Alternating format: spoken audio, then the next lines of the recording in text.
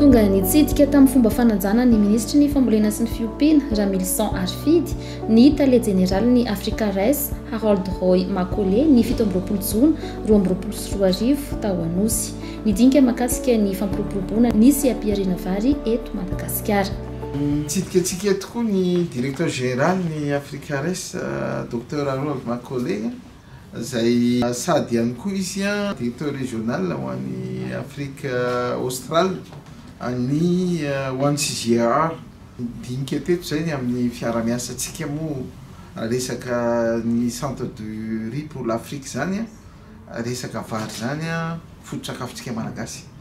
ary mahafaly mandray azy eto amin'ny mijery zay ampiroboroboana zay fiara-miasa atsika amin'ny Afrika Res zay indrindra moa fa tsara koa ny manamarika fa itsika Madagasikara zao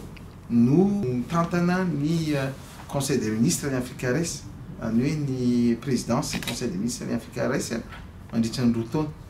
ka anatin'izay indrindra zao fahatongavan'ny tale général ny centre de riz pour l'Afrique zao mba hijery koa ny asa zay tokony tanterahana ao anatin'ny ity institution anankiray lehibe misana manokana mikasika amin'ny vary ty manamarika zao fandraisantsika Madagasikara ny fitarihana ny flankevitry nisy ny Afrika Res dia ny fahadimapolo taona an'ity institution ty ray zay fa ankoatran'izay dia misy ireo asa goavana zay iarahana manatanteraka amin'ny Afrika Res tsy eto Madagasikara fa tsika hoe mitarika an'izay filankevitry ministry ny Afrika Res zay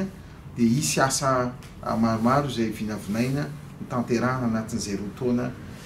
anatanterantsika zay andraikitsy zay. Marina fa efa 17 taona no nisin'ity rafitra ity raha toa ka nanomboka ny taona 2022 i Madagasikara nomboka ambanatao. Araka izany maro ny asa ho tanterahana tsy ny amin'ny sehatry ny vary ihany hoy nambaran'ny tale général ny Afrika Res